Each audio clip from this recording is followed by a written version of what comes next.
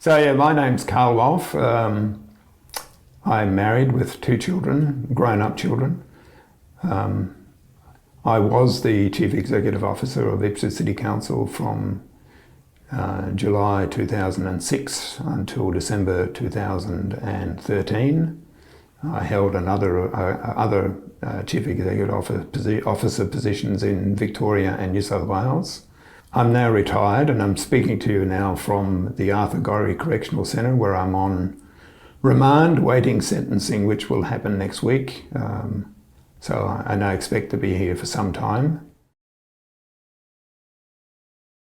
You know, I've been through a lot of things in my life, divorces and death in the family and things like that, and all of those basically pale into insignificance compared to the impact of being charged with a corruption and pervert the course of justice charge that I was back in October 2017. In terms of, you know, like if you've been through a divorce, it's very stressful. If you've been through a death in the family, it's very stressful. But if you want to rate those on a scale of 1 to 10, then this exercise with a corruption charge is probably a 12, and death in the family or divorce is about 5. So the stresses that you would experience in this sort of circumstances, everything else in your life probably pales into insignificance. The only thing I could think of that would even be comparable would be if you were told you had a terminal illness. Well, my occupation, I qualified as an engineer and undertook the roles of Chief Executive Officer for more than 10 years.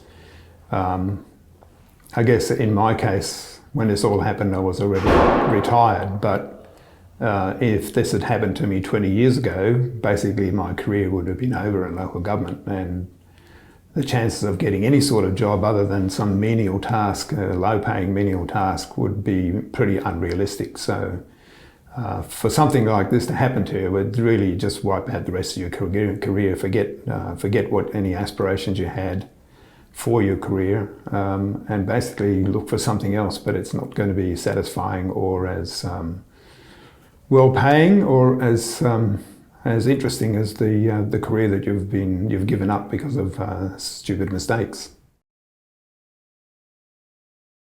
It's at times like this you find out who your real friends are, and I can tell you that there aren't many.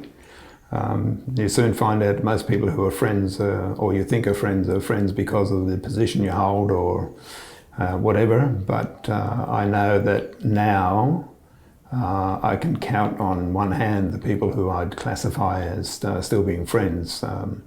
So your social circle basically just about disappears or to become pretty much non-existent, other than a few real people who you would call close friends.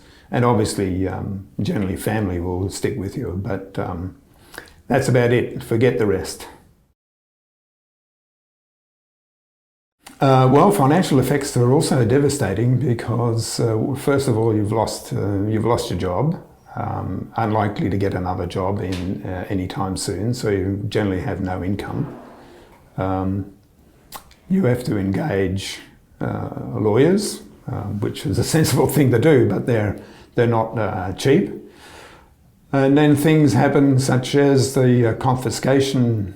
People come back and whatever you got in terms of corrupt monies received, they'll take that back from you. So, and if you don't have it, you have to find a way to get that money. In my case, I had preempted this and actually sold our home and had the money available, which I'd already put into the lawyer's trust account for that purpose, which was fortunate because the orders for confiscation resulted in the banks freezing all my accounts.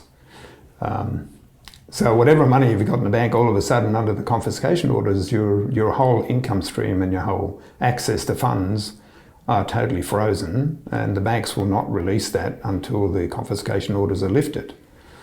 So it's a devastating aspect that you have to sell your own home and return all the money that you've ever got from your corrupt activity, and you have no income, and in the short term you may have no access to any money that you happen to have in the bank. So unless you've got alternative resources, which some people would not have, you can find yourself in pretty dire straits. Again, another additional stress to the stresses you're already suffering from undertaking your legal defence against the charges brought. I think in my case, my family's always been very supportive, but I'm the oldest in the family, and my father's dead, and I have a power of attorney from my mother, who's 92. I've always been looked on and respected in the family as being the sort of pseudo father figure, and dependable, reliable, and all those sort of things. Even though they say that they still have, the respect for me and still hold me in esteem and that sort of thing, I'm sure that there is a significant amount of disappointment and disbelief from them that this has all happened. And to some extent, the family and the extended family are also subject to the embarrassment of the media and the publication, and people asking them what's happening and what's going on. So not only do you suffer stress, but all those people around you, family and friends, also are suffering some degree of stress as a consequence. Yeah, I have 2 children. I have a daughter and a son. Again, they've been very supportive, but they've been pretty much devastated by the impact on them and the people who they know, who now know, and they have to live with that.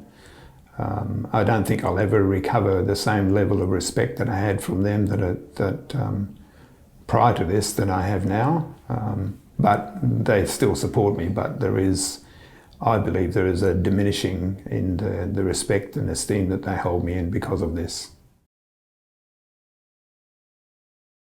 Nothing in life can prepare you for being in prison unless you've been in prison. I know one of the lawyers said to me, you'll probably be okay after a couple of weeks to get used to it. Well, I've been here now 7 weeks, and I'm probably only just getting used to it now. It's a total loss of your freedom. There's very little to do. You're mixing with people that you would never imagine that you would mix with in your normal lifetime. And the days are very long and slow. As I said, there's not much to do. I read, but there's only so much you can do to read. There is really not a great deal of other things you can do except while away the time and count the days and hope it comes to an end. But certainly the most, I've probably not experienced this level of anxiety on a daily basis that since I've been in prison. So every day you wake up, you're not sure what's going to happen. It's a volatile environment. There's a lot of different people with different issues. So it's certainly not somewhere that you want to ever find yourself. Yeah, it's funny that I actually remember the first time anybody offered me a corrupt payment or a bribe, and that was sort of back in the 70s when I was still training as an engineer, and I was given the task of looking after driveway constructions into private properties. And there was a number of contractors in that space at the time. And I think one of them offered me $50 to get the driveway done quicker than would normally get done. And this was in a time when I probably earned about, $150 a week. So in relative terms, it was quite a reasonable amount. But I refused it at that time. I guess I was smart enough in those days not to take that bribe. But I've had lots of things over the years where contractors and developers have subtly hinted to making it worth my while to do something, which I've always avoided and refused. Unfortunately for me, in 2012 and 13, I found myself in a significant financial problem with a business venture that was going bad and investments that were not doing well after the GFC. Whereas in the past I had managed to avoid and not accept any bribes or corrupt payments, the circumstances at the time made me take that offer. I wish now that I had not. I wish I had found another way to do to sort out my financial problems. It certainly would have been a lot less painful than the outcome that resulted from taking those corrupt payments. Oh, I'd say just say no. I mean, my advice is that anything that involves more than one person, that is yourself, as soon as somebody else has information that is detrimental to you, they can use that information at that time in the future. Once you accept those sort of things, you're pretty well locked into continuing that exercise because you have given them some leverage over you, and I don't think you ever want to have somebody with leverage over you. So my advice is just say no, and in fact, in hindsight, some of the things I've been offered in the past I should have actually documented and reported, which is, I didn't do that at the time, but I think if I had to wind back the clock, that's what I would do now. I'd document those things, report those issues, definitely say no, and virtually have nothing more to do with the person who made the offer. I don't think anybody who does this sort of things, they're going to get caught, and I think that's a real failing in the logical thinking that you should have. As I was saying, if more than one person knows about it, the chances of you getting caught are significantly increased. The more people involved, the more chance you've got of being caught. And that's not to say if nobody else knows about it, the system and the processes might catch you anyway. But I think in this day and age, the chances of undertaking something of a corrupt nature and thinking you're not going to be caught is naive and a stupid thing to think that you will get caught sometime. In my case, it was many years later. You think you've got away with it, but the reality is these things can come back at any time. Whether it's 5 or 10 or 15 years later, there is a significant chance that this will catch up with you at some point in time when you least think about it. I have some very good observations about that now, especially as I have many days to reflect on what happened and who was involved. But the bottom line is that people who offer you a bribe or a corrupt payment are really only in that for themselves. They don't really have any consideration of the impact on you. They're only looking at what's in it for them.